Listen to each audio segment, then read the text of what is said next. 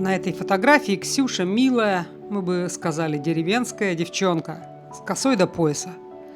В небольшой елховке все знали, какая она скромная, тихая, с такой застенчивой улыбкой. Ее часто видели с мамой.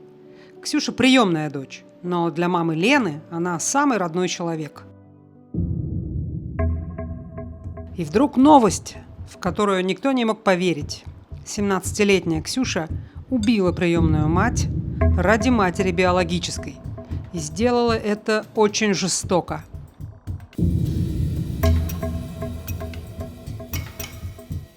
А потом якобы сбежала к родной маме. Когда в истории появляются слова «вдруг», «внезапно», «никто не ожидал», я всегда задаюсь вопросом.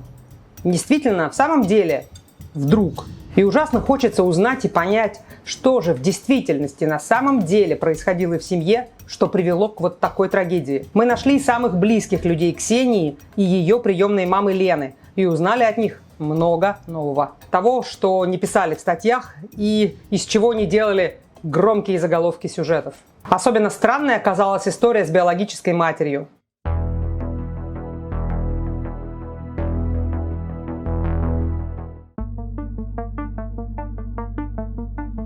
Галина знала Елену Антонову с 1 класса. Они вместе учились. А потом еще и оказались соседками. Вот в этом двухэтажном доме в селе Елховка. Вот в этом доме на 2-м этаже живу я, вот в этой квартире. Квартира номер 7. А квартира Лены по диагонали напротив.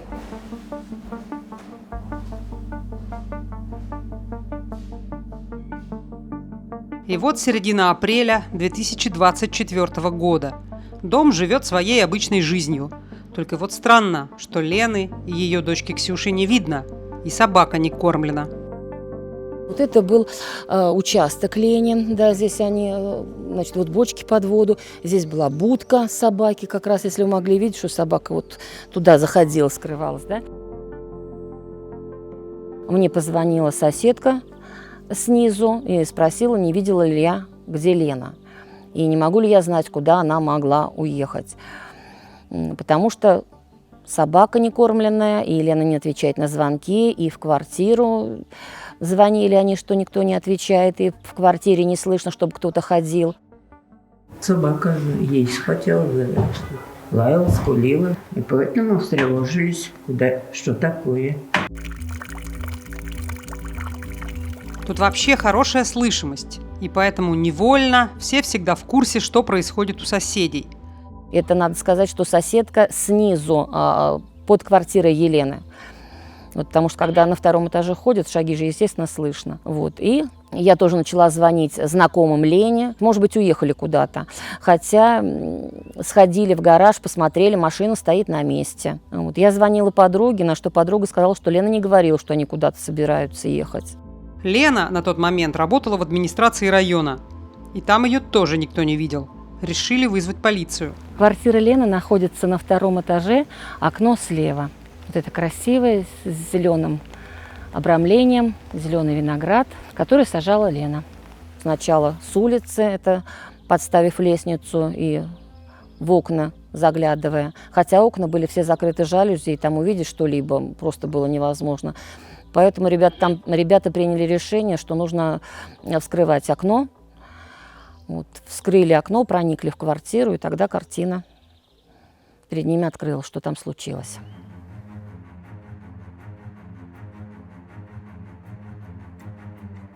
Обнаружили тело, да, ребята, которые проникли в квартиру, когда они вышли оттуда, они не сказали, кто там, потому что они не знали лично ни Лену, не знали лично Ксюшу. И поэтому, когда они сказали, что там труп, ну кто, не знают. Ну, подруга Ленина, которая приехала, и мы вместе с ней вот рядом находились, она неоднократно звонила Ксюше по телефону. Было такое, что телефон был недоступен. То он вдруг вновь приходил смс, что он опять появился в сети. Через какое-то время она начинает звонить, что-то там сбрасывается, идут короткие гудки. Приехали следователи. Друзья и соседи опознали в погибшей Елену. Поразила жестокость, с которой она была убита. Множественные удары гантелью по голове. Гантелью весом в 5 килограммов. Тогда казалось, возможно, жестокий преступник расправился и с дочкой Елены. Подруги Лены все пытались дозвониться до Ксении, но в какой-то момент следователи сказали: все, больше искать Ксению не надо. Они нам сказали, что мы ей не звонили. Говорят, не звоните ей больше. И вот я так понимаю, что они уже что-то на тот момент сделали, какие-то выводы и что-то нашли.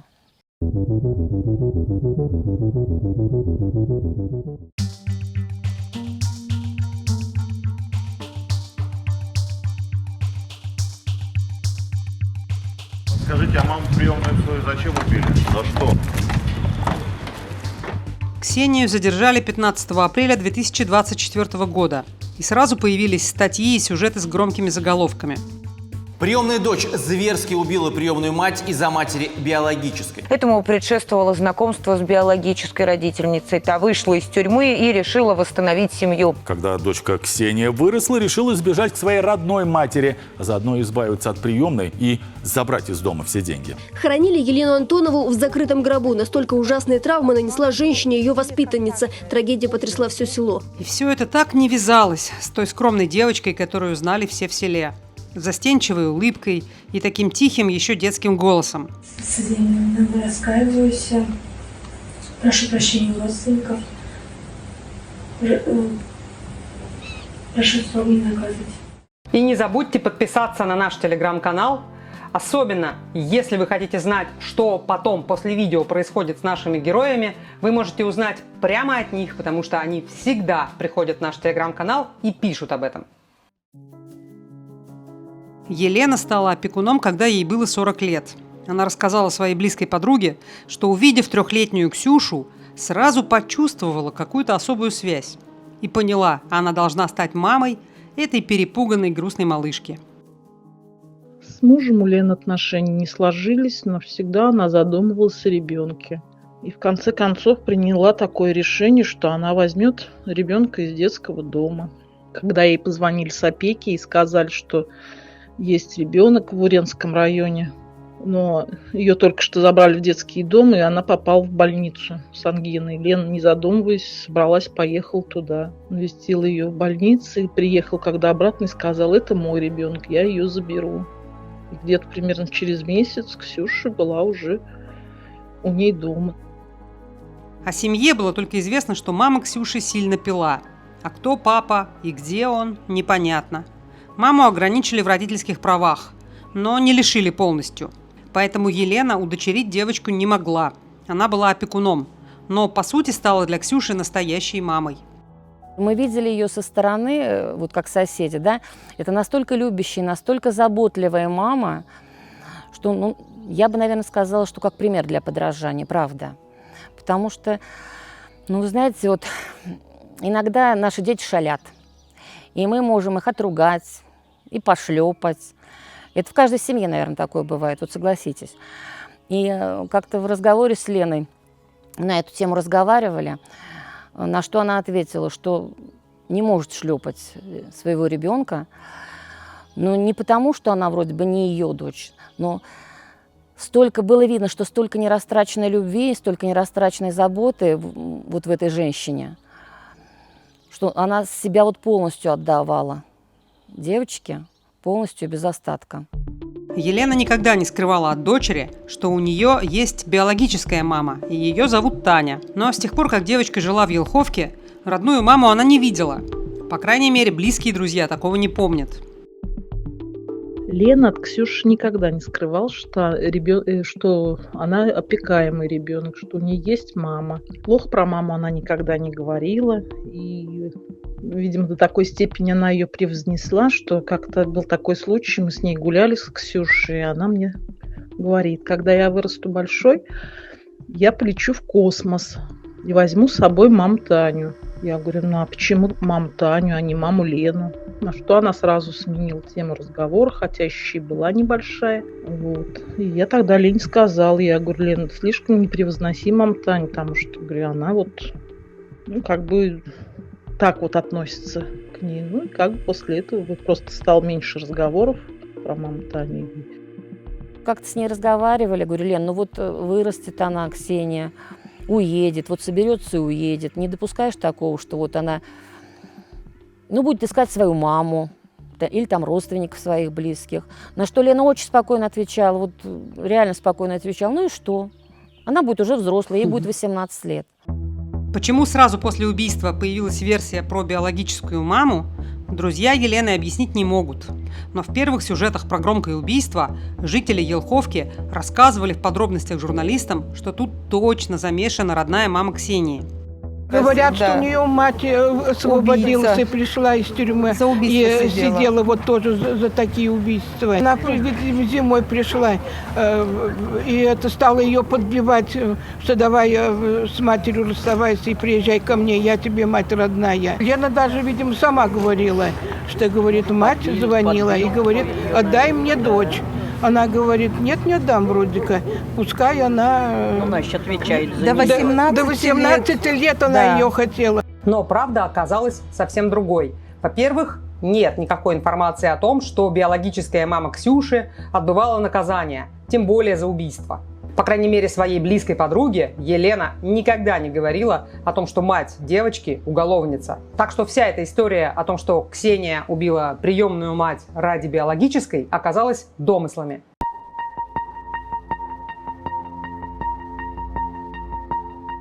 Позже появилась новая версия. Ксения хотела уехать к подруге, которая живет в Сибири, в Кемеровской области, в 3000 километрах от Елховки. Девочки познакомились около года назад. Познакомились в интернете в какой-то группе по интересам. И дальше очень много общались, переписывались, созванивались, но вживую никогда не виделись. Это такая виртуальная дружба в интернете. После задержания Ксении никто не знал, что это за подруга, где живет, чем занимается, кто такая. И мне, конечно, очень захотелось ее найти и расспросить, что она знает про убийство. Почему Ксения совершила такое? И мы искали эту девочку, и это было непросто. Но все-таки нашли. И узнали, что сразу после убийства Ксения сообщила об этом подруге. И эта девочка всю историю может рассказать глазами Ксении. И она впервые расскажет сейчас об этом в нашем интервью. Но есть один нюанс. Девочка еще подросток. Поэтому мы не можем показать ее лицо, не можем назвать ее по имени, и сохранить ее голос мы тоже не можем. Поэтому мы попросили актрису озвучить это интервью. Все факты и все слова мы сохранили, но имя изменили. Я когда прочитала про вот ее маму биологическую, это во всех СМИ было, я в шоке была. Это вообще все неправда, потому что она не хотела к ней ехать, она ко мне ехала, она ко мне хотела ехать. И я вообще не знаю, откуда этот слух пошел про ее маму, что вот она к ней ехала. Может, она что-то своей маме-опекуну говорила, мне она про это ничего не говорила. Она как раз собиралась ехать ко мне, а к биологической своей матери она вообще не хотела ехать. Она ее видеть не хотела. Это вот я вам точно могу сказать. Итак, ранним утром 13 апреля Настя получила сообщение от Ксении. Это все к утру ближе было. Это вот 5 или 6 часов утра. Я тогда только ненадолго уснула и проснулась как раз от сообщения Ксюшиного. И она мне пишет: ты только не переживай, и надеюсь, ты меня простишь и примешь. Я вообще не понимала, что случилось. Для особо важных сообщений девочки использовали свой секретный язык. Я позже объясню, почему они так, что называется, шифровались. Вместо букв – знаки. Вот они, около каждой буквы. И вот такой шифровкой Ксения написала: «Я убила мать». И я когда поняла, что она там написала, я в таком шоке была. Я помню, я лежала и думала, это невозможно. Такого просто не может быть. У меня такое жесткое непонимание было, паника началась, шок. Как это вообще возможно? И я в этом шоке своем, я начинаю поддерживать и успокаивать, что все хорошо. А сама думаю, она не могла ее убить. Это, она, наверное, как-то ее так ударила, что она просто потеряла сознание, и она вот сейчас проснется. Потому что это невозможно. Это как сон. Я не хотела, чтобы это было по-настоящему. Я так этого не хотела.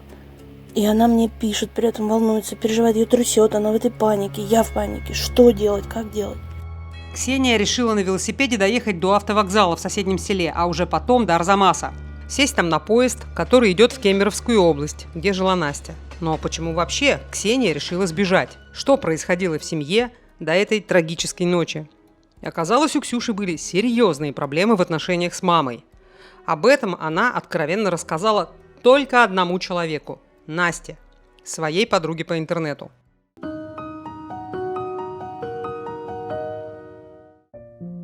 Елена Антонова работала в селе Елховка учительницей начальных классов. Она очень любила детей. Но самой стать мамой у нее не получалось.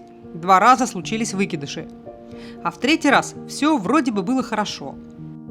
Лена была беременна и уже на большом сроке. Это было просто на самом деле для нее счастье для ее мамы, потому что на тот момент ее мама была жива. И все мы, как соседи, на самом деле были очень рады, вот честно, искренне радовались за нее, что она наконец-то может обрести ребенка и быть мамой. Но случилось вот это несчастье. В общем, она потеряла ребенка. После этого, через какое-то время, Лена решила принять в свою семью девочку. Но она взяла ее еще вот такую, прям крохотную совсем.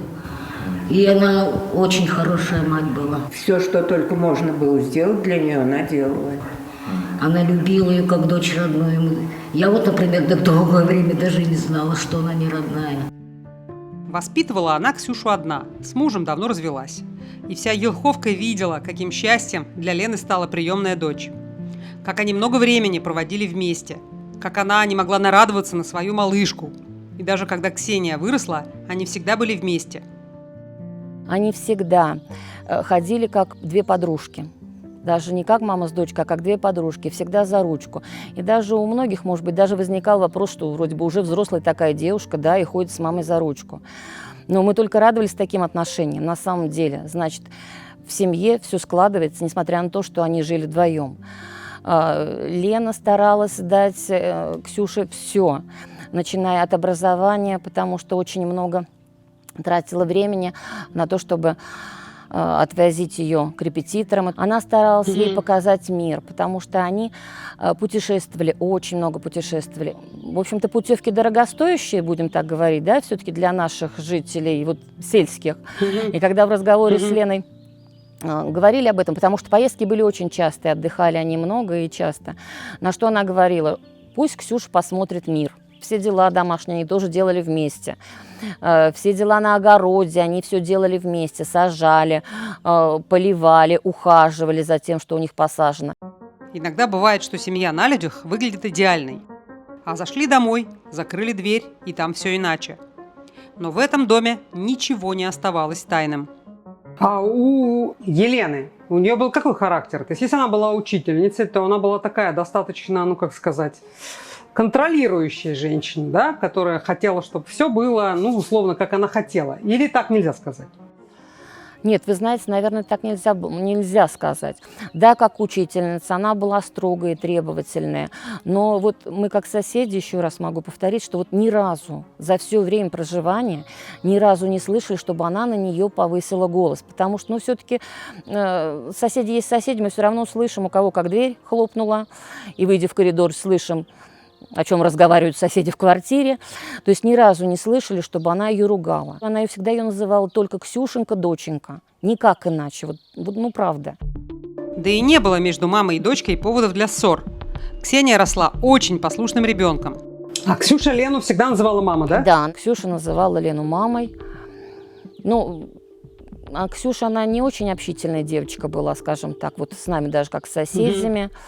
Всегда Ксюша как-то отвечала односложно, хорошо или все нормально. Ну, то есть она никогда не шла на контакт, на разговор. Никогда она не шла. У нее у самой, собственно, не было друзей. Село Елховка крошечное, живет здесь чуть больше 300 человек. Своей школы нет. Дети учатся в соседнем селе Ват. В классе Ксения была одна из Елховки. И как-то с друзьями у нее не сложилось. Но училась она хорошо, много читала и занималась спортом. Ксюша, будучи подростком, она занималась легкой атлетикой. То есть, ну, бегала, скажем так, да. То есть каждое утро по утрам, у нас есть соседнее село на расстоянии 1,5 километров. Вот она каждое утро бегала. Ксюша была сильной девочкой. Она на велосипеде каталась, на самокате. Посещала спортивную школу и даже занималась гиревыми видами спорта. Лена была против этого. Вот она говорила: Ксюш, я против, ты девочка, и тебе такой вид спорта не нужен. В своей комнате у девочки были гантели. Одной из них она и убила, Елену Антонову.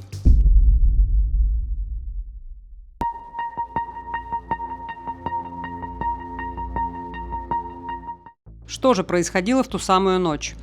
Накануне соседям показалось, что у Ксении и мамы какие-то разногласия. Девушка явно была чем-то недовольна. Накануне вот ругани мы не слышали, ни скандала, просто она обычно вежливая такая, а тут она вылетела, дверь хлопнула и рысью на улицу. Возможно, мама и дочь поссорились из-за того, что Ксения рассказала Елене о своих планах. Она хотела жить самостоятельно, уехать в Сибирь к подруге. Елена была против. И вот ночью Ксения решила сбежать из дома. Она дождалась, когда мама уснет. Она ночью, вот когда ее мама, опекун, легла спать, она ночью собрала свои там вещи, документы, вот это вот все. Придумала план, как она поедет, как доедет. На следствии Ксюша якобы говорила, что когда она собралась уходить, Лен спала. Она уже дошла до двери и решила вернуться и убить ее. Потому что она решила, что если она сейчас просто уйдет, ее все равно найдут и вернут. Возможно, она ее убила с первым ударом, да? То есть мозг сразу. Мозг умер, но сердце продолжало работать, оно продолжало качать кровь. И вот как она уже объясняет, била до тех пор, пока перестала хлюпать. Пока, значит, пока не замолчало сердце, так выходит. Раз она до такой степени била, раз говорят, более 20 ударов. Ночью она вот это все делала, следы вот эти все убирала. Ну, по возможности, я не знаю, как смогла, так убрала. Я до этого момента вообще ничего не знала. Я постаралась как-то переубедить ее. Ну, не знаю, я сказала бы, что этого не нужно делать. Но было уже поздно. Она это сделала, так она еще Она выстирала белье, говорит, одежду, себя да, в машине, свою. все это вот в эту мусорную, и вот в вынесла, этом значит, у мусорке, нее. да, нашли. Это как там убраться, сделать такое, Ну, убраться скрыла и улики, да? постирать. Да. Скрылась. Да. Конечно. Так она еще вот с убитой матерью, она была сколько-то часов еще, пока Да, она она это вот еще себя дома все была. постирала. Вы представляете? Это даже, вот я даже говорить об этом не могу. Как так можно? Ксения взяла банковские карты, телефон мамы, вышла из квартиры и пошла в сарай, где стоял велосипед. И хотя было очень поздно, она чуть не столкнулась с Галиной. В тот день семья Галины отмечала свадьбу ее сына. И они приехали домой глубокой ночью и еще долго во дворе разгружали продукты, оставшиеся после застолья. И я домой пошла, сразу прошла, а муж, порядка 1,5 часов, наверное, он все это разбирал, выносил, уносил в сарай, заносил домой. У подъезда нам встретились наши ребята с нашей же площадки. 2 брата, они стояли, курили, еще поздоровались с ними. Вот. То есть я легла спать очень поздно, где-то, наверное, около 3 часов, потому что, дабы перемыть всю посуду, что с собой привезли. И слышала, что только дверь хлопала вот именно у этих ребят. Остальные двери... А в это время получается, что уже... Получается, Ксюша была еще в квартире в этот момент? Нет, вы знаете, нет. Когда следователи нас опрашивали, и в частности моего мужа, то они сказали, что Ксюша дала показания, что она видела его ночью на улице. Так, откуда же она всех видела? И с этого следует сделать вывод, то, что она видела нас всех из сарая. То есть на тот момент, когда она хотела уже брать велосипед и уехать из села Давада. И получается так, что мы ей помешали. Мы приехали не вовремя, причем так долго мы разгружались.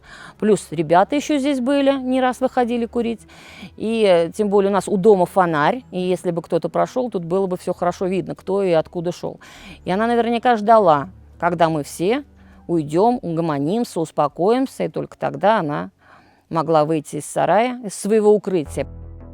Она делала это все в состоянии, непонимания. То есть она понимала, но как будто не до конца. И вот я ее поддерживала, я говорю, езжай на автовокзал. И она на своем велосипеде доехала до автовокзала, и когда доехала, написала мне об этом. Дальше она добралась до Арзамаса. И пока ждала поезд Москва-Новокузнецк, на телефон ее мамы стали звонить соседи и коллеги Антоновой. Я ей говорю, не бери трубку, вообще выключи телефон. И вот она его выключила, я была с ней на связи, и когда она приехала на вокзал, я уже поняла, что она включила телефон снова, чтобы оплатить билеты. И, возможно, вот именно по GPS ее и вычислили. И потом полиция ее задержала. И она мне написала, прям перед тем, как ее задержали, сообщение, типа, тут полиция в поезде. Возможно, меня задержат. Поэтому я удаляю переписки все наши с тобой, удаляю твой номер, чтобы тебя, если что, не беспокоили. И до этого момента, как она села, я до сих пор не верила. И я помню, как я ждала, что опекун проснется, что все будет нормально. Ксению задержали прямо в поезде, на половине пути. Она сразу призналась, что это она убила маму. Мы не знаем, какие причины она называла следователям, но своей подруге она еще до случившегося вдруг начала очень откровенно рассказывать, какие сложные на самом деле у нее были отношения с мамой. На самом деле это было тяжело добиться Ксюшиного доверия. Это вот только спустя несколько месяцев произошло. И когда человек доверился, она такая эмоциональная оказалась. Могла много чего рассказать. Смеяться она умеет, оказывается. Она хороший человек на самом деле. Может повеселиться там. Вот, и ближе к весне, к апрелю, она начала более-менее вот все это вываливать. Про их отношения с мамой. Все вот, что в ней накопилось. И ее мама, она настолько проявляла к ней эту любовь, что она любовью душила.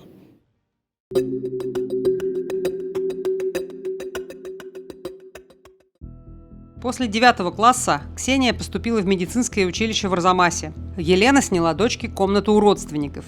Ксения приезжала в Елховку к маме на выходные. Училась хорошо, получала стипендию. И она все время была на связи с мамой.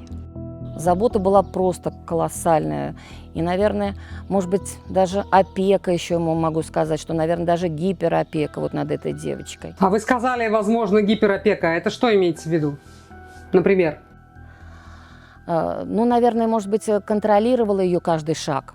Особенно в то время, когда она уже поступила учиться в Арзамасское медучилище. Естественно, как любая мама, она переживала. Но, понимаете, ребенок жил в семье, дома, и вдруг он куда-то уехал учиться, живет один. Это любая мама, любая женщина будет переживать за своего ребенка и будет контролировать. Потому что много раз Лена говорила, вот звоню Ксюше утром, Ксюша опять проспала. Говорю ей, заводи будильник, звоню ей там 6:30, чтобы она проснулась. Звоню ей там после занятий, пришла ли она с занятий, что она покушала, где она была. То есть я могу предположить, что если не 24/7, то, наверное, хотя бы 10/7, но точно была на связи с дочерью постоянно. Знаете, над ней прям слишком сильная опека была. Прям вот такая опека. И недоверие это бесконечно. Ксюша рассказывала, что она иногда прям проверяла ее телефон. С кем она общается, что она там делает. И постоянно ее контролировали. Постоянно. И прям как-то, не знаю, жестко это было. Точно ли она учится, а в какое время. Ну вот, например, чтобы вы понимали, мать знала абсолютно все ее расписание. От А до Я. Постоянные звонки, смски. Ксюша выходит, например, из колледжа, и она ей пишет: иди домой, как приедешь, позвонишь. И вот она приезжала домой и сидела дома. Ее по вечерам вообще никуда не выпускали. И, ну, естественно, в какой-то момент она просто закрылась. Полностью. Из-за вот этого контроля сильного. Ей 17 лет было. Она взрослая уже была. И должно же быть, ну, хоть какое-то понимание. Не нравилось маме, что дочка вдруг начала экспериментировать с внешностью. Коротко постриглась, вместо привычных платьишек стала чаще ходить в брюках, в мешковатой одежде. У нее коса такая длинная была, очень. И мать хотела, чтобы она ее отращивала, ухаживала там за ней. Ну, потому что маме так вот нравилось. И в один момент Ксюше это так надоело, что постоянно мама к ней из-за волос придирается, что она пошла в салон и подстриглась. Отстригла ее. Приезжает домой, и там ей, конечно, влетело за это. Они очень долго ругались, очень сильно. Сделала короткую стрижку. Ну, Лене это было не особо приятно. Тем более она это сделала как бы без ее ведома. Вот. Но тем не менее, все-таки все мы взрослеем, да, и с косичками ходить, будучи уже девушкой, Наверное, не хотела. Ну, кто как? Ну, да, видимо, она не хотела. Потом Елена обнаружила, что Ксения время от времени снимает с карты небольшие суммы. Больше всего Елена переживала, что девочка в Арзамасе попадет в плохую компанию, начнет пить, как ее биологическая мать. На самом деле Ксения переводила деньги своей подруге Насте в Кемеровскую область. У Насти были проблемы с родителями. И иногда в семье вообще не было денег. Ну, были, да, такие моменты, когда мне не хватало, например, на дорогу. Надо было куда-то съездить, и мне не хватало 100 рублей там, или 50. Вот. Или что-то купить хотелось, поесть там, например. И Ксюша всегда могла мне что-то скинуть, какую-то копеечку. И я тоже ей кидала часто. Ну, такие были обычные ситуации. Мы всегда потом возвращали друг другу эти деньги. И ее мама спрашивала: а почему ты постоянно там просишь дополнительно у меня какие-то деньги? У ее мамы же был доступ к личному кабинету Ксюши, и она видела все переводы и спрашивала, куда ты тратишь деньги и кого ты вводишь в квартиру. Ты, наверное, покупаешь себе алкоголь и сигареты. Она все время это говорила. Она думала, что дочка реально кого-то вводит в квартиру и что курит и пьет. Хотя Ксюша, она не курит и не пьет. Она ее сама так воспитала, что Ксюша понимала, что делать этого не надо. Она реально ничего не пробовала из этого. Никогда. Ксюша была противницей вредных привычек. В свои 17 лет она ни разу не пробовала алкоголя, не курила и ничего не употребляла. То, что Ксения была против алкоголя, подтверждал еще такой случай. Как-то Ксения узнала, что у нее, оказывается, есть еще родной брат. Ксюша у Лены была прописана временно, так как постоянная прописка была у ее биологической мамы. Но когда у них сгорел дом, Лена ее стала прописывать к себе уже постоянно. И когда собирала справки, оказалось, что у биологической мамы Ксюши есть еще один ребенок. Лена от Ксюши это не скрывала, еще спросила: когда вырастешь, будешь с братом общаться? На что она ответила: если он не будет пить, буду общаться. Если будет употреблять, общаться не буду. Беспокойство Елены, что Ксения вдруг попадет в плохую компанию, будет пить, как ее биологическая мама, только росло. И Елена решила, что не стоит дочке одной жить в Арзамасе, и забрала ее обратно в село.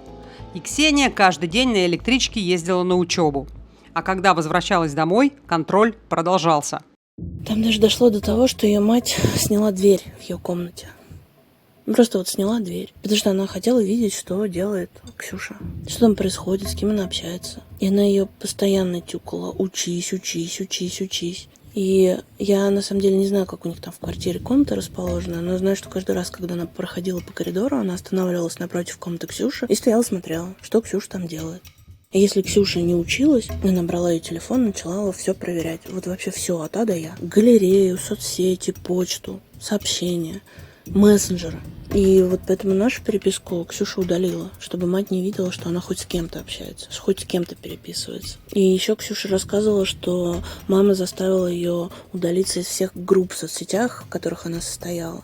Оставила только те, которые нравились самой маме, которые она одобряла. Вот. А еще сказала убрать пароль с телефона. Потому что, когда она захочет что-то проверить, чтобы она легко могла это сделать. Ну и Ксения начала закрываться в себе. Вот из этих проблем. А еще она начала резать себе руки. Там, не сильно прям такие, просто порезы, чтобы хоть как-то успокоиться. Не знаю. Короче, какой-то вред себе причинить физически. И вот она мне все это рассказывала, а я понимала, что это очень плохо. И я понимала, что этого быть не должно. Это неправильно все.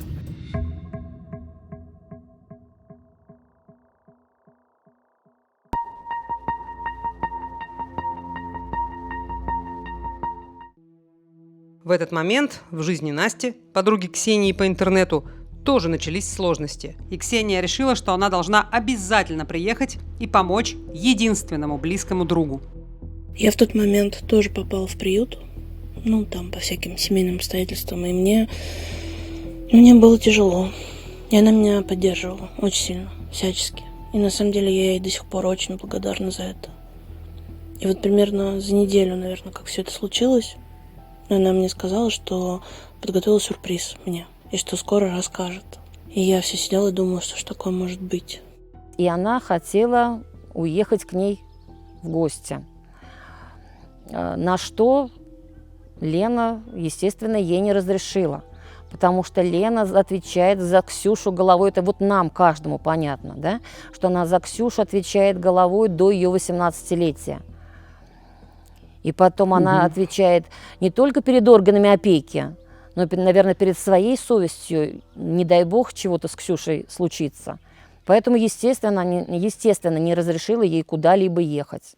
И вот как раз Ксюша мне написала, что она приедет в приют и заберет меня оттуда. И я сразу начала думать, а как это сделать? И постоянно у нее спрашивала, зачем, что, почему, для чего, как ты это сделаешь, как ты уедешь, мать же тебя найдет. Но еще я хотела немного ее как бы успокоить, чтобы она осталась.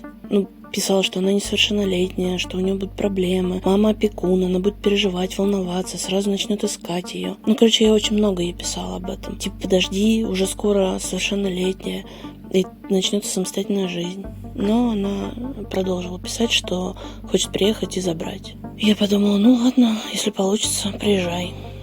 И начала искать ей там, где пожить, работу. Ну, вот хотя бы на какое-то первое время. К тому моменту отношения с мамой были уже совсем испорчены. К подруге, по понятным причинам, Елена ее не отпустила. А после очередного эксперимента с прической был скандал. Произошло это незадолго до убийства. В один момент Ксюша покрасилась. Покрасилась, да еще в такой цвет, на что Лена была просто в шоке. И она, в общем-то, заставила ее перекрашиваться. И однажды в какой такой? В синий, красный, фиолетовый, оранжевый? Темный, черный цвет, вот прям черный цвет. И однажды в разговоре с подругой Лена вот поделилась как раз, когда Ксюша на тот момент перекрашивалась в парикмахерской, она все-таки добилась, чтобы она сходила в парикмахерскую и перекрасилась. Лена, разговаривая со своей подругой, ну просто как бы негодовала. Вроде вот надо же, перекрасилась, на что-то говорит. Ну, Лен, ну перекрасился, ладно, ну успокойся вроде бы, ну пусть перекрасилась, подумаешь. Нет, все-таки Лена вот заставила, чтобы Ксюша перекрасилась. Может быть, здесь в этот момент Ксюше не понравилось вот это давление мамы, что она заставила ее перекраситься. Все-таки ей уже 17 лет, взрослая девушка. Может быть, хотела иметь свой имидж, свою прическу, какую-то индивидуальность свою. Наверное, этого одного недостаточно, я так думаю. Ну, то есть, вряд ли это была причина. То есть, вряд ли дело было в этом, только я имею в виду. Ну, скорее всего, да, и мы об этом и не узнаем, конечно же, потому что, еще раз повторяю, что внешне, вот вам любой житель нашего села скажет, что внешне это выглядела замечательная семья, любящая, заботливая мама. Еще раз говорю, всегда ходили с ней за ручку вместе. Как вы думаете, Галина, а почему Елена не вышла замуж? Такой простой вопрос, но он обязательно придет, как бы немножко обывательский, но он обязательно придет в голову нашим зрителям, даже скажу зрительницам. Ну, во-первых, Лена выходила замуж, она была замужем. Вот. Но они прожили недолго, и она обратно вернулась к маме и поменяла свою фамилию опять на девичью. Но второй раз она замуж не выходила. Ну, ей всегда очень хотелось иметь детей. Это даже вот в разговорах, как между соседями, всегда очень хотела иметь ребенка. Вообще цель любой женщины, наверное, реализовать себя как мама. И это же счастье вообще иметь детей. Вот, наверное, у Лены всегда была такая мечта, чтобы у нее была дочка.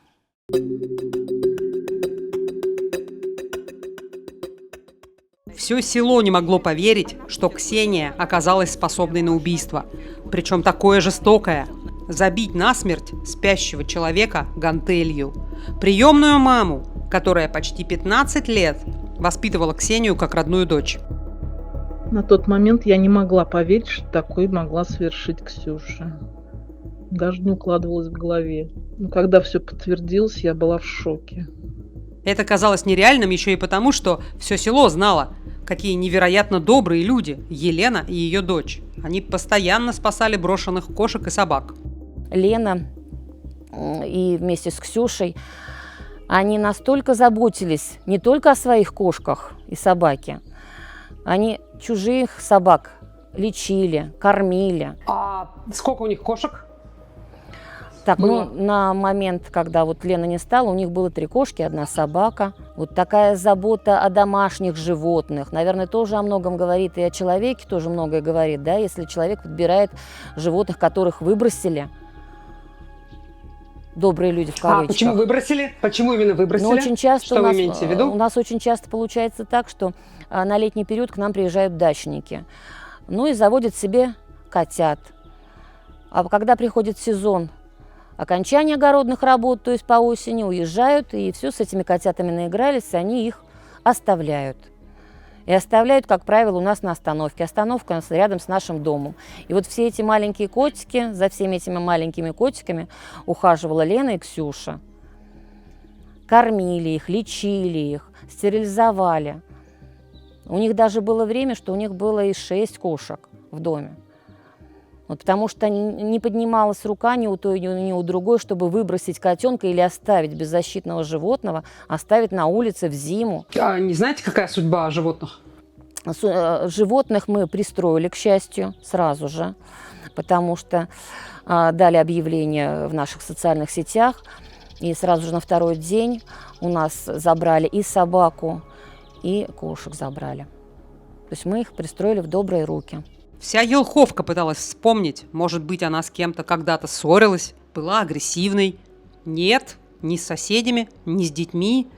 Очень нежные отношения у девочки были с бабушкой, мамой Елены. А бабушка как относилась к Ксюше? Она ее прям считала родной внучкой или было понятно, что она ее принимала как бы?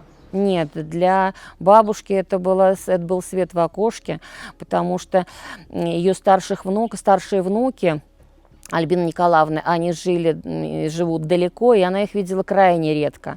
Поэтому Ксюша это было счастье для обеих женщин, и как для Лены, как для мамы, и для Альбины Николаевны, как для бабушки. Это был свет в окошке, это было счастье. Просто вот все 3 женщины в доме, как всегда говорила Альбина Николаевна, нам мужчин не надо, нам 3 хорошо. Бабушка помогала растить Ксюшу. Тем более, что Елена поменяла место работы. Школу в селе закрыли в 2010 году. И Елена устроилась психологом в СИЗО в районном центре. И вот эти дежурства, тревоги, на которые, естественно, Лена выезжала как сотрудник, бабушка на тот момент сидела с Ксюшей, нянчилась. То есть она помогала ей во всем. А как долго они жили втроем? Ну, а когда уже, я, к сожалению, не могу сказать, сколько они вот жили втроем. Когда умерла мама Лены, сколько было Ксюше лет. Но уже это было, скорее всего, Лена уже заканчивала работать в СИЗО, контракт ее подходил к завершению. И когда она уже перешла сюда вот работать в нашу администрацию. Ксюша мне рассказывала про свои мечты, например. Она хотела уехать в какое-нибудь тихое место, спокойно там жить. Как она говорила, полноценно работать. Она после медучилища хотела стать патологоанатомом. Работать в больнице она хотела. Не знаю, в каком именно городе, она не говорила. Но очень этим горела. И я вот знаю точно, что она хотела именно на патологоанатома отучиться.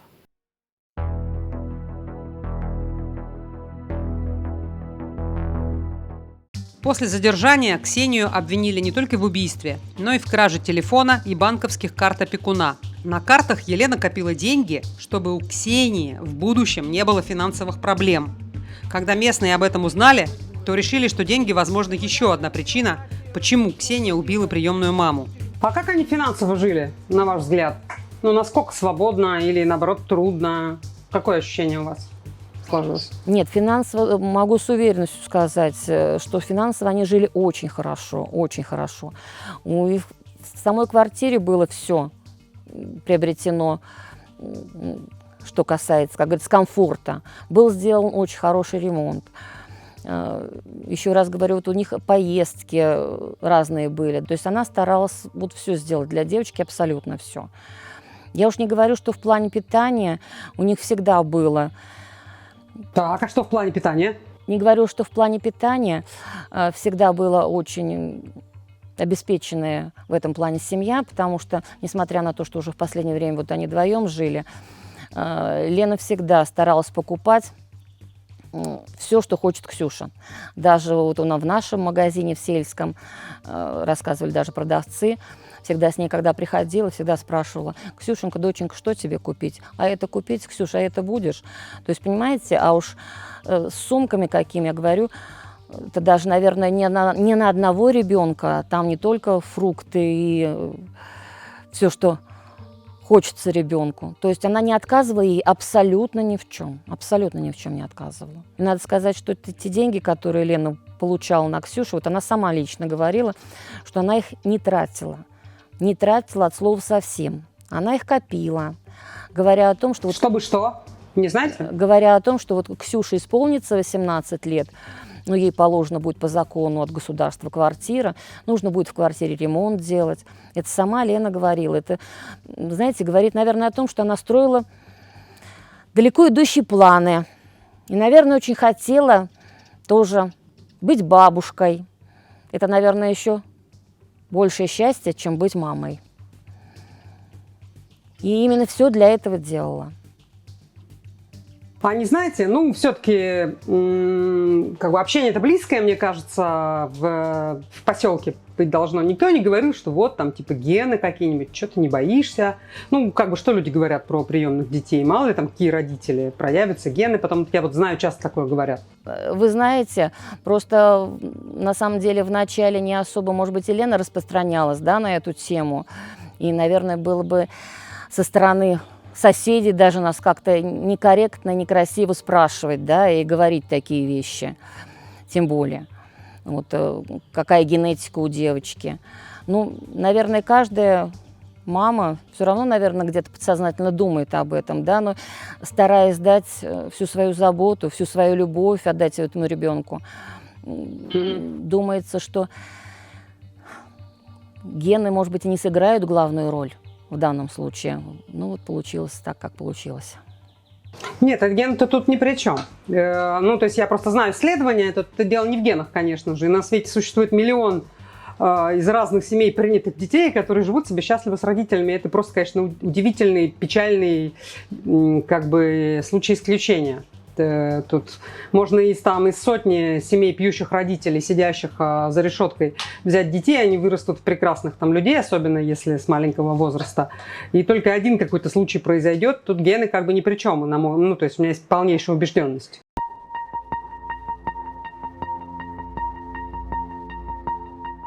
Ее, когда задержали, я увидела все вот эти статьи. Там ужас был. Там люди начали гадости сразу писать. И мне в тот момент и так тяжело было. Ну, потому что я в приюте, в таком месте, еще и с Ксюшей эта ситуация. И у меня на почве этого всего депрессия началась. Ну, плохо очень было. Я все время думала, как же так? Как вот так ее посадили? Она ведь, ну, совсем молодая. Даже 18 же не было тогда. И тоже я понимаю, что она не хотела она этого всего. Но она в каком-то не том состоянии, в каком-то шоковом состоянии все это сотворила. Потом побежала, следы эти пыталась скрыть. Вот как-то она этот план не продумывала толком, как будто спонтанно это все. И мне тоже очень жалко человека, которого она убила. Потому что, ну, ее действительно очень любили. К ней очень хорошо относились. Но гиперопека, да. Гиперопека была сильная. Я бы тоже, наверное, не выдержала. Я не знаю. А вы потом Ксению видели когда-либо, где-либо? Нет, я, к сожалению, ее не видела. Только на видео, когда ее привозили на следственный эксперимент. Соседи наши ее видели, когда ее привозили к нам в дом, уже в наручниках. И заводили в дом, в квартиру, и в сарай она показывала, где она брала велосипед. Ну, то есть она рассказывала. Но это соседи видели, я лично не видела. Пока шло следствие, Ксении уже исполнилось 18 лет, но судили ее еще как несовершеннолетнюю. Ведь когда она убила приемную маму, ей было 17 лет. Прошу прощения, у вас свинка офлайн, прошу строго не наказывать. За само убийство по приговору она получила 6 лет. И еще 3 года за кражу карточек и телефона. В общей сложности получилось 9 лет лишения свободы с отбыванием наказания в исправительной колонии. На что, в общем-то, все жители, вот все до единого, наверное, жители нашего села, и не только жители нашего села, вообще нашего округа, были сильно удивлены такому мягкому, вот, наверное, надо сказать, мягкому приговору. За убийство всего 6 лет, причем убийство такой вот с особой жестокостью. Но об этом, опять же, говорят те, кто юридически грамотен и знает все эти нюансы Изначально говорили, что больше Ксения не получит, потому что это впервые случилось такое, что у нее не было приводов никаких в милицию. Ну и плюс то, что она, конечно же, несовершеннолетняя. Это, скорее всего, вот это сыграло роль. Насте удалось один раз связаться с Ксенией. Она написала ей письмо, когда та еще находилась в СИЗО. И вдруг получила ответ. Я была, если честно, прям конкретно в шоке от того, что мне ответили наконец спустя... Сколько времени прошло? Полгода? Даже больше, чем полгода. Прошло, и вот она мне ответила. Она рассказала, что все хорошо. Написала там про себя, про меня тоже. Написала, что вот так вот все получилось. И она извиняется. Я потом еще одно письмо отправляла, но уже не получила ответа. Не знаю почему. Но мы хотя бы немного вот в первом этом письме пообщались. Я очень рада была этому, потому что с тех пор, как ее посадили, у нас общение прекратилось, связь как будто пропала. Еще, знаете, я часто читала нашу переписку с Ксюшей вот до того, как все вообще произошло. Я ее сохранила, у меня много скринов было. Но я когда долго не могла выйти из депрессии, потому что я постоянно это читала, я как-то вот в какой-то момент я просто разозлилась и все удалила со зла.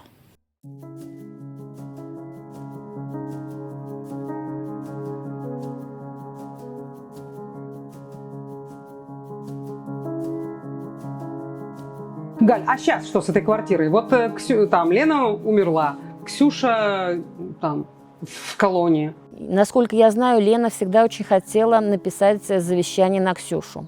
Обещала, говорила, что все свое имущество завещает на Ксению.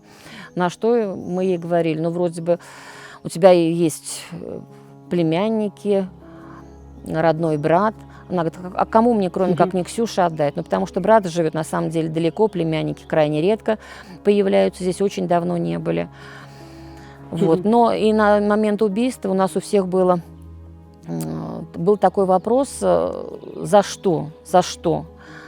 Не является ли вот как раз это имущество, именно квартиры и машины, как-то причиной именно такого совершенного преступления. Но потом оказалось, что нет, Лена не успела написать завещание, то есть этого не сделала. А что сейчас с квартирой? Там живет кто-то?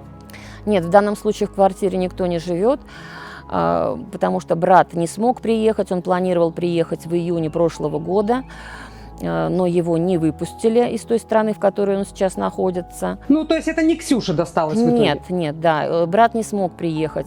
2 Лениных племянника тоже не могли здесь появиться. А представляете, что, допустим, если Ксюша, к примеру, выйдет по УДО как-то пораньше, придет, появится. Как себе это представляете вы? Ксюша здесь прописана. Мы это прекрасно понимаем. Но я не могу поверить, чтобы она смогла сюда прийти и появиться здесь. Я не скажу, что ее люди здесь закидают камнями, как это говорят, да? Но ей будет здесь жить очень тяжело. И морально, и, думаю, не дай бог, физически. Я не думаю, что, хотя она прописана здесь, но я не думаю, что она здесь... У нее хватит совести, но это мягко сказано, очень мягко, что у нее хватит совести здесь вообще появиться. Но, если честно, я бы хотела, возможно, держать с ней какую-то связь там в дальнейшем. Просто хотя бы знать, как она живет, где она живет, чем занимается. Отношение к ней у меня, нейтральное сейчас. Мне все равно, из-за чего и почему это произошло. Но у меня есть все-таки переживания, потому что мы общались долгое время с ней. И я понимаю, что ей тяжело, и, возможно, ей будет трудно подняться после этого. Возможно, если я ее как-нибудь найду и свяжусь с ней, то будет от меня какая-то помощь. И еще я очень хочу сказать в конце, что она по сей день жалеет, что она так сделала в тот момент. Она мне сама об этом написала.